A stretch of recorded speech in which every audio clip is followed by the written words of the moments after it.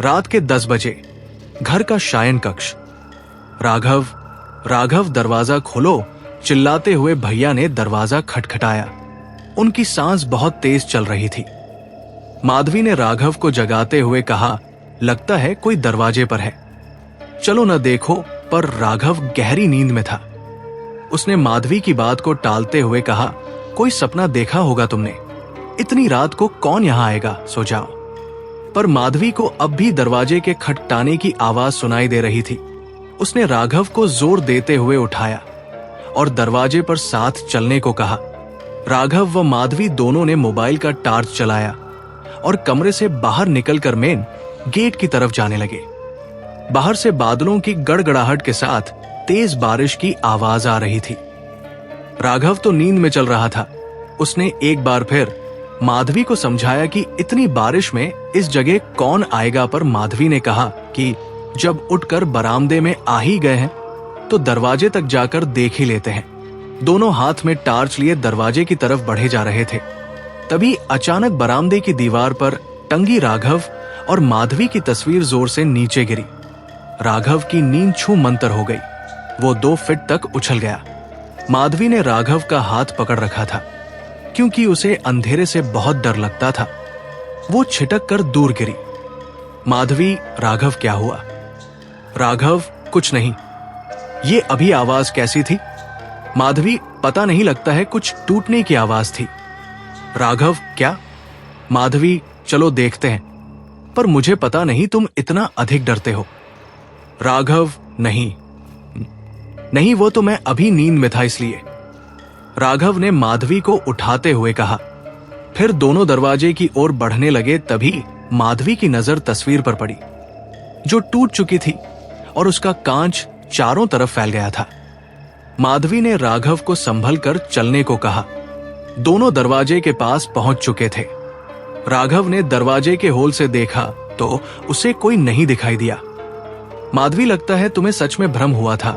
राघव ने इतना कहा ही था कि तभी फिर से किसी ने दरवाजा खटखटाया। राघव, कौन? भैया, मैं हूं। राघव ने थोड़ा और जोर देते हुए पूछा, आप कौन? भैया ने कहा, मैं हूं रामू भैया। माधवी ने यह सुनते ही दरवाजा खोल दिया। भैया पूरी तरह से भीगे हुए थे और बहुत अधिक डरे हुए भी थे। राघव और माधवी भैया को अंदर ले आए और तभी लाइट भी आ गई। राघव ने भैया को सोफे पर बैठाते हुए माधवी को सर पोंछने के लिए तौलिया लाने को कहा। रात के 12 बजे घर का बरामदा। भैया सोफे पर बैठे ठंड और डर के कारण कांप रहे थे और पास ही खड़ा राघव उनके सिर को तौलिए से सुखा रहा था। तभी माधवी किचन से गर्मा गर्म चाय बनाकर लाई। माधवी, भैया लीजिए चाय। भैया ने चाय के कप को हाथ में थाम लिया और झटके से खौलती हुई चाय एक ही बार में पी गए।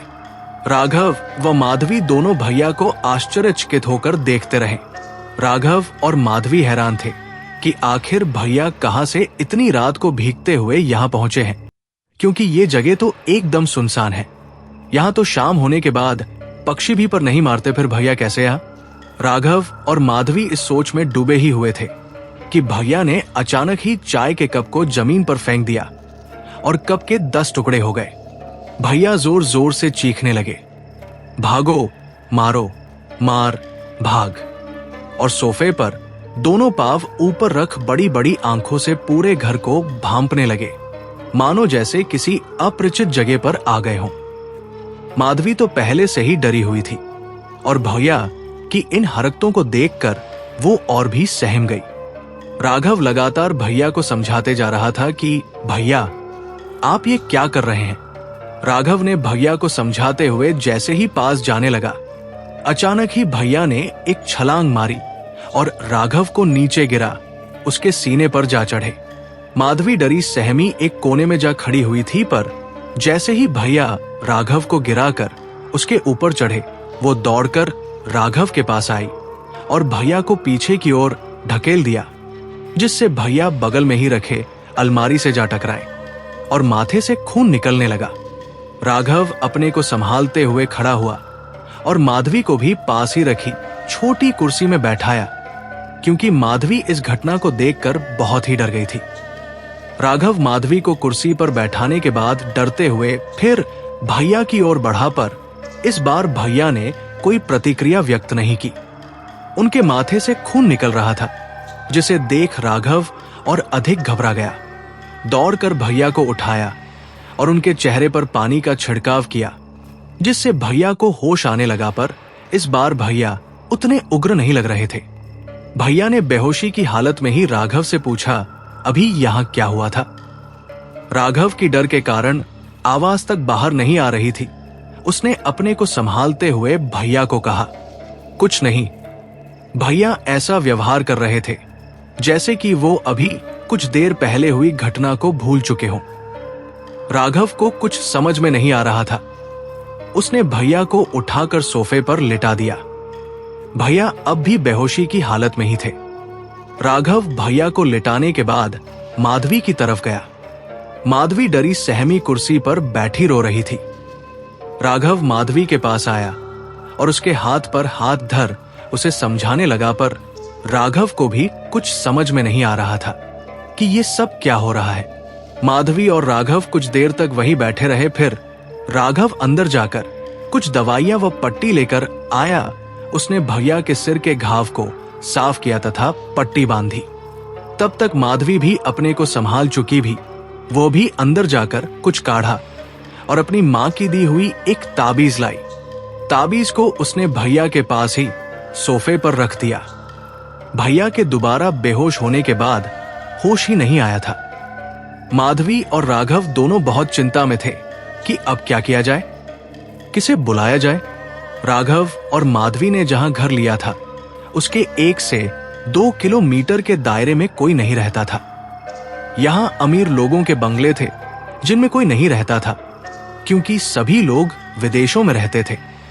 सुबह के समय कुछ नौकर चाकर ही रहते थे जो कि घरों की देखरेख किया करते थे, परंतु रात के समय वो भी अपने घर चले जाते थे। राघव कई बार अपने फैमिली डॉक्टर को कॉल कर चुका था, पर वो भी फोन नहीं उठा रहे थे। माधवी और राघव चिंता, डर के मिले जुले भावों के साथ पास ही दूसरे सोफे पर बैठ गए।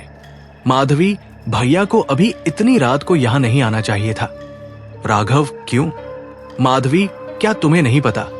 कल तुम भी तो साथ में ही थे जब पड़ोस वाले बंगले के माली ने बताया था कि किस प्रकार उसके साहब के पिताजी को दौरे पड़ते थे, क्योंकि वो एक बार रात के 10 बजे के बाद कहीं बाहर से आ रहे थे तो कोई रहस्यमयी चीज देखी थी। राघव ने माधवी को डांटते हुए कहा, ऐसी कोई चीज नहीं होती, ये सब अमीरों के ढकोसले हैं। पर माधवी ने अपनी बात को सही ठहराने के लिए और एक बात जोड़ी, वो भैया भी तो कुछ बड़बड़ा रहे थे जैसे माली ने बताया था। मारो काटो। राघव ने माधवी को डांटते हुए चुप रहने को कहा, पर माधवी तो बचपन से ही इन चीजों पर बहुत अधिक विश्वास करती थी, क्योंकि उसकी मां भी इन सब को मानती थी तथा माधवी को हमेशा 2-4 ताबीज देकर रखती थी। वही राघव एक मॉडर्न सोच का लड़का था। उसे इन सब चीजों पर कोई विश्वास नहीं था। वो भूतों को सिर्फ किताबों और कहानियों का एक पात्र तथा पूर्वजों का अंधविश्वास मानता था। जब भी उसकी मां उसे कोई ताबीज, माला देती, वो उन्हें भी डांट देता था। ऐसे ही बात करते करते रात के 3 बज गए। राघव व माधवी की भी आंखें बंद होने लगी। राघव ने माधवी को कमरे में जाकर सोने को कहा और खुद उसी सोफे पर बैठा रहा, और न जाने कब राघव की भी आंखें बंद हो गई। वो आज रात की सारी चिंताओं को भूल स्वप्नलोक में खो गया। स्थान राघव का घर। समय सुबह के 6 बजे। माधवी हड़बड़ा कर उठी। घड़ी की ओर देखा तो रात के 11 बज रहे थे, पर बाहर से तो चिड़ियों के चहचहाने की आवाज आ रही थी। और वो कल रात को 3 बजे तो सोई ही थी, तब कैसे अभी रात के 11 बज सकते हैं। वो उठी और खिड़की के पर्दों को खोला तो देखा सच में बाहर रात हो रही थी, और वो चिड़ियों के चहचहाने की आवाज पड़ोस के मंजू भैया के घर से आ रही थी। माधवी को कुछ समझ में नहीं आ रहा था कि ये सब क्या हो रहा है। वो बेड पर जाकर बैठ गई और हर एक वस्तु को जो उसके आसपास रखी थी उन्हें गौर से देखने लगी। वो वस्तु और यहां तक कि कमरा भी उसके नए वाले घर की तरह नहीं लग रहा था, पर वो हर एक वस्तु को पहचानती जरूर थी। एक ही झटके में उसे याद आया कि ये तो मेरा ही कमरा है, पर ये तो मम्मी के घर में जब मैं रहती थी तब मेरा कमरा हुआ करता था। वो घबरा गई, आखिर उसके साथ ये सब क्या हो रहा था। कल रात को तो वो और राघव दोनों अपने नए लिए बंगले में थे, अभी वो यहाँ कैसे? तभी बाहर से किसी के पुकारने की आवाज आई, माधवी बेटा आओ खाना खा लो। ये आवाज उसे बहुत ही ज्यादा जानी पहचानती लग रही थी। माधवी अपने बेड से उठी और दरवाजे की तरफ गई। तभी बरामदे में मम्मी, पापा, रामू भैया, श्याम सभी डिनर कर रहे थे। मम्मी ने माधवी को बाहर आते देख लिया। वो उसे डाइनिंग टेबल की ओर ले गई, पर माधवी अब भी हतप्रभ भी। हर एक घटना जो हो रही थी वो उसके लिए नई भी थी और नहीं भी। माधवी चीखी, हर एक चीज मानो उसके चारों तरफ घूम रही हो। वो अपने कानों को बंद करके जोर जोर से चिल्लाने लगी। तभी अचानक जोर के चिल्लाने की आवाज सुन राघव की नींद टूट गई। वो सोफे से नीचे गिर पड़ा। राघव दौड़कर बेडरूम में गया तो माधवी बेड के एक कोने में बैठी जोर जोर से चीख रही थी। उसने अपने कान दोनों हाथों से बंद कर रखे थे। राघव ने जैसे ही माधवी को छुआ, माधवी का स्वप्न टूट गया। वो डाइनिंग टेबल से सीधे बेडरूम में आ गई, वो भी अपने नए घर के बेडरूम में। उसने राघव को गले लगा लिया और जोर जोर से रोने लगी। राघव ने माधवी को झकझोरते हुए पूछा, क्या हुआ? तुम रो क्यों रही हो? पर माधवी ने कोई उत्तर नहीं दिया, वो रोए जा रही थी। राघव ने पास ही रखे जग से माधवी को पीने के लिए पानी दिया। पानी पीने के बाद माधवी शांत हुई और राघव को जो कुछ भी उसने अभी देखा बताने लगी। राघव ने उसे समझाते हुए कहा, ऐसा होता जब हम देर रात तक नहीं सो पाते तो हमारी नींद पूरी नहीं हो पाती और इस तरह के सपने हमें आते हैं। माधवी धीरे धीरे सामान्य होने लगी। वो उठकर बाथरूम की ओर चली गई और राघव भी कमरे से निकल बरामदे में आ गया। पर जैसे ही उसकी नजर दूसरे सोफे पर पड़ी, वो चौंक गया क्योंकि भैया उस सोफे पर नहीं थे। उसने सोचा भैया शायद बाहर वाले बाथरूम में चले गए होंगे, इसलिए दौड़कर बाहर वाले कमरे में गया, पर वहां भी उसे भैया नहीं मिले। वो दौड़कर बेडरूम में गया और माधवी को सारी बात बताई कि भैया कहीं भी नहीं दिख रहे हैं। दोनों ने पूरा घर छान मारा पर भैया कहीं नहीं मिले। राघव आखिर भैया गए कहा। वो तो रात को ठीक से चल भी नहीं पा रहे थे और हाँ, सिर पर भी तो चोट लगी थी। माधवी ने सोफे और उस डलिया की ओर देखा जहां भैया के गीले कपड़े रखे थे। ना तो डलिया पर कोई कपड़ा था और न ही सोफे के पास ऐसा कोई साक्ष्य जिससे पता चल सके कि आखिर भैया गए कहा। यहां तक भैया के आने का कोई प्रमाण भी नहीं था। जो कब भैया ने फेंक कर तोड़ दिया था उसके टुकड़े भी नहीं थे और ना ही वो तस्वीर टूटी हुई थी जो कल रात गिरी थी। वो तो व्यवस्थित ढंग से दीवार पर लटक रही थी। माधवी और राघव को कुछ समझ में नहीं आ रहा था। तभी माधवी ने राघव को भैया को फोन लगाने को कहा।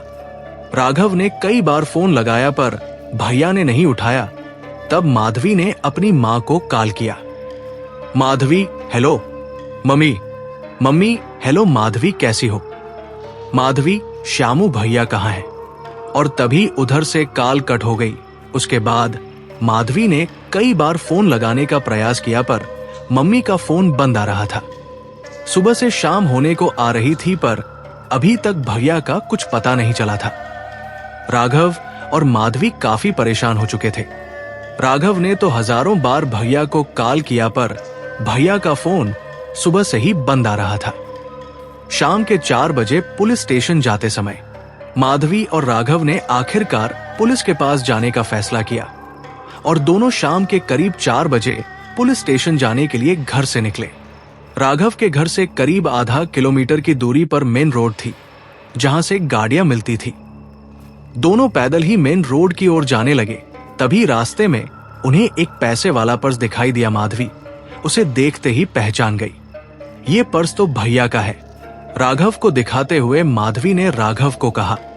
राघव भी उसे देखते ही पहचान गया। तभी माधवी की नजर पर्स के बगल से जाती खून की बूंदों पर पड़ी। वो घबरा गई।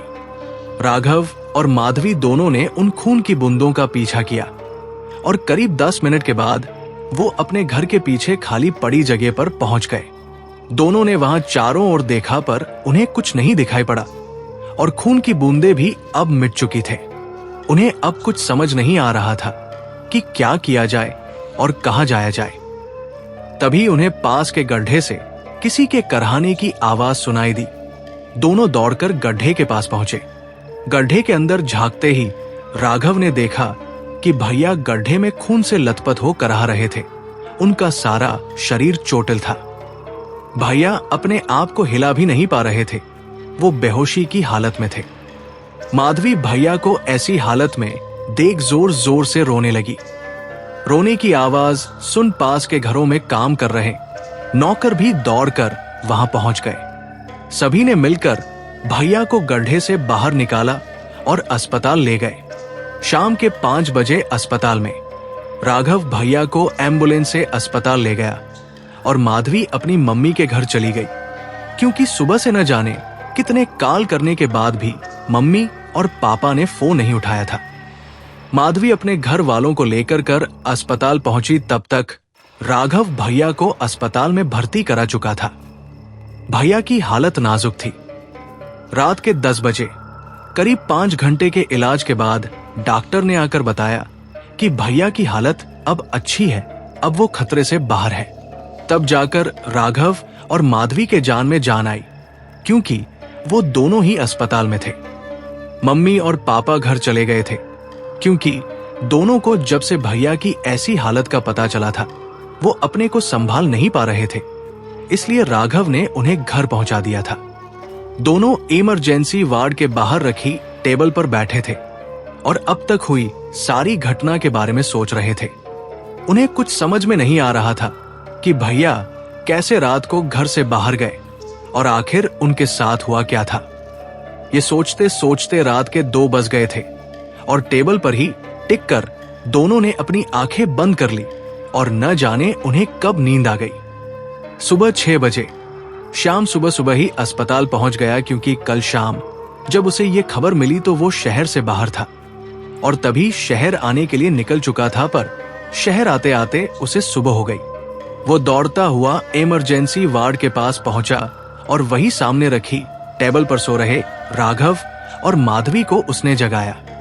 श्याम को देखते ही माधवी उससे लिपट कर रोने लगी, क्योंकि श्याम, माधवी और भैया में बहुत ही गहरा प्यार था। तीनों एक दूसरे की जान थे। राघव ने दोनों को संभालते हुए श्याम को भैया के ठीक होने के बारे में बताया। तभी मम्मी और पापा भी वहां पहुंच गए। अभी तक डॉक्टर ने भैया से किसी को मिलने नहीं दिया था। सभी बड़ी उत्सुकता से भैया से मिलना चाह रहे थे।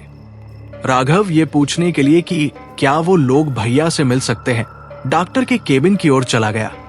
करीब 10 मिनट के बाद डॉक्टर भी राघव के साथ इमरजेंसी वार्ड की तरफ आए और बाकी लोगों से बिना कुछ कहे चुपचाप वार्ड के अंदर चले गए। राघव ने सबको आकर बताया कि अभी डॉक्टर रूटीन चेकअप करने गए हैं और आकर बताएंगे कि हम भैया से मिल सकते हैं कि नहीं। करीब आधे घंटे के रूटीन चेकअप के बाद डॉक्टर साहब बाहर आए और सभी को भैया से मिलने की इजाजत दे दी, पर यह कहते हुए कि उनसे ज्यादा बात न करें। पर माधवी और राघव के मन में तो सवालों की नाव गोते खा रही थी। दोनों ने अपने आप को संभाला और किसी भी प्रकार का सवाल न पूछने की कसम खाई। धीरे धीरे भैया की हालत में सुधार होता गया और आखिर वो दिन भी आ ही गया जब उन्हें अस्पताल से छुट्टी मिल गई। राघव और माधवी उन्हें अस्पताल से मम्मी के घर ले गए। शाम का समय घर के सभी सदस्य घर की छत पर बैठे हुए डूबते हुए सूरज के मनोरम दृश्य का आनंद ले रहे थे। तेज धूप के बाद तपती धरती धीरे धीरे ठंडी हो रही थी। पक्षी तेज चाल से अपने अपने घर की ओर जा रहे थे। सूरज अपनी चमक क्षण प्रति क्षण खोता जा रहा था।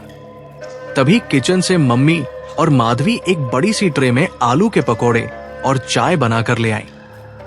राघव और श्याम दोनों कुर्सी पर बैठे थे और सामने ही रखे सोफे पर पापाजी बैठे हुए थे तथा पास ही में बिछे तख्ते पर रामू भैया पीठ के बल लेटे हुए थे। माधवी ने एक बड़ी सी टेबल उन सब के बीच लाकर रख दी और उसी में चाय और नाश्ता रख दिया तथा खुद भी राघव के बगल में रखी कुर्सी पर बैठ गई। मम्मी भी वहीं पास में बने चबूतरे पर बैठ गई। सभी आपस में सुख दुख की बातें साझा करने लगे।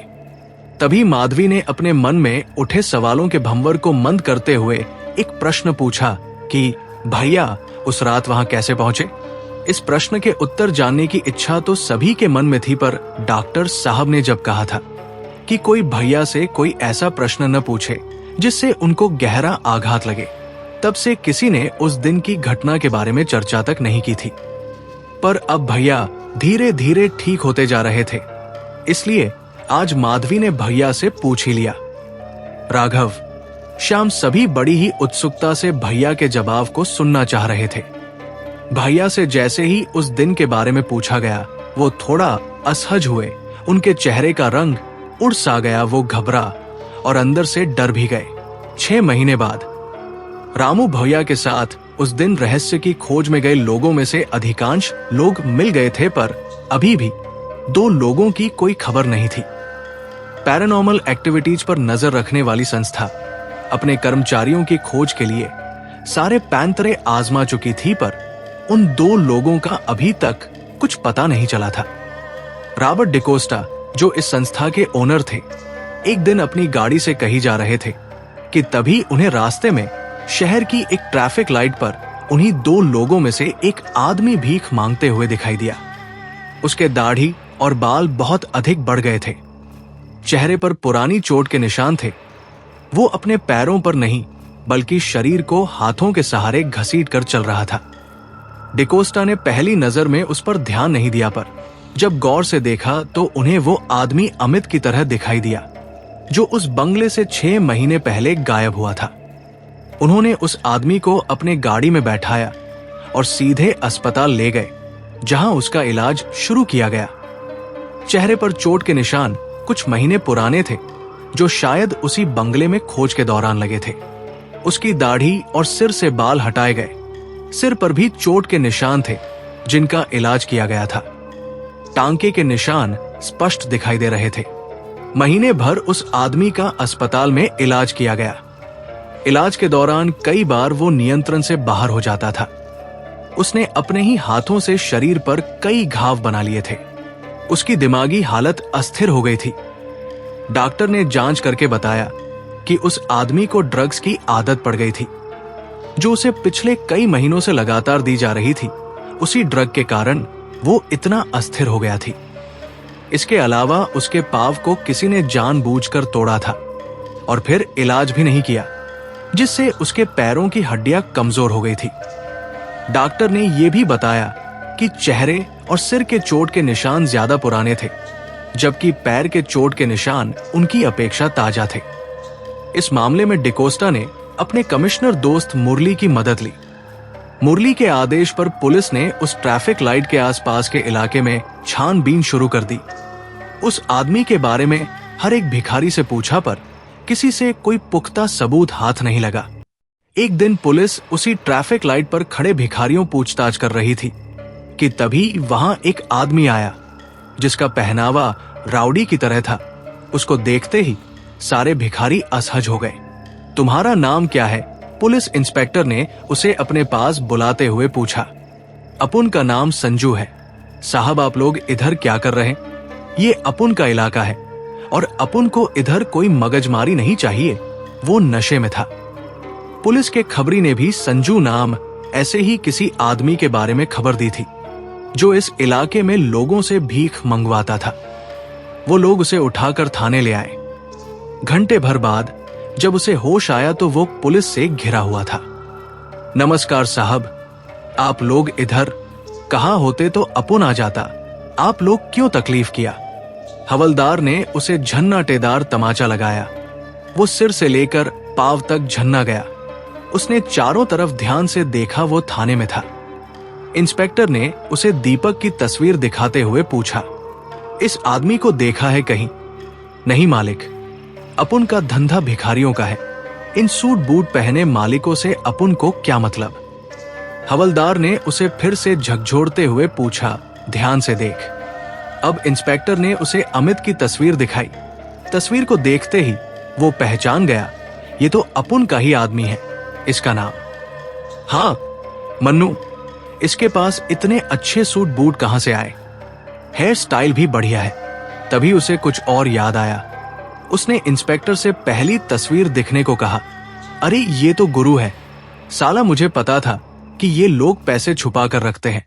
इंस्पेक्टर ने उसे गले से पकड़कर नीचे पटक दिया। वो छटपटा गया। इंस्पेक्टर, अभी ये आदमी कहाँ है? अभी ये गांधी चौक की ट्रैफिक लाइट पर होगा। पुलिस दीपक को ढूंढने के लिए गांधी चौक की तरफ चल पड़ी। वहां के भिखारियों से पूछने पर पता चला कि दीपक उर्फ गुरु आज गांधी चौक पर नहीं बल्कि अंबेडकर चौक पर था। पुलिस ने आखिरकार दीपक को ढूंढ निकाला। उसके शरीर पर भी घाव के निशान थे। उसका एक हाथ टूटा हुआ था। वो लंगड़ा कर चल रहा था। उसकी एक आंख सफेद पड़ चुकी थी। आनन फानन में उसे भी अस्पताल में भर्ती कराया गया, जहां डॉक्टर को उसके शरीर में भी उसी ड्रग के अंश मिले। उसके भी हाथ को जानबूझकर तोड़ा गया था। आंख में कोई ऐसी दवा डाली गई थी जो एक्सपायर हो गई थी, जिससे उसकी एस आंख सफेद पड़ गई थी।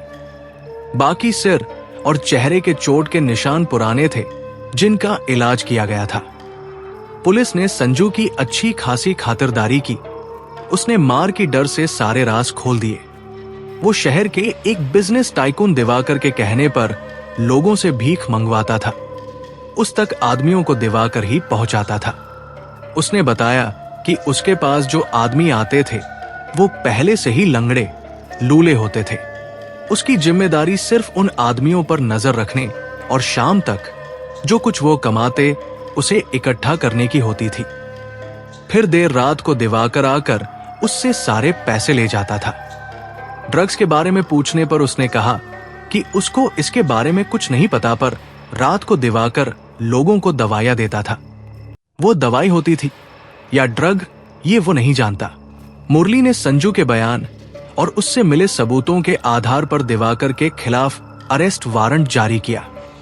दिवाकर दुनिया की नजर में कपड़ों का बहुत बड़ा व्यापारी था, पर वो इसकी आड़ में कई गैर कानूनी काम करता था। वो मानव तस्करी, बच्चों से जबरन भीख मंगवाना, ड्रग्स रैकेट चालान और भी बहुत से अमानवीय कृत्यों में संलग्न था। पुलिस को दिवाकर के बारे में कई ऐसी चीजें पता चली जिनके बारे में सुनकर उनकी आत्मा कांप गई। वो बच्चों, बूढ़ों और दिमाग से कमजोर लोगों को देश के विभिन्न जगहों से यहां लाता था और उनके हाथ पांव तोड़कर उनसे भीख मंगवाता था। पुलिस उसकी तलाश में जुट गई।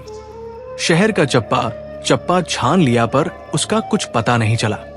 पुलिस के कुछ खबरियों ने बताया कि वो देश छोड़कर बाहर चला गया है, पर ऐसा होना थोड़ा मुश्किल था, क्योंकि उन्होंने हर तरफ चाक चौबंद व्यवस्था कर रखी थी, जिससे बच निकलना कोई आसान काम नहीं था।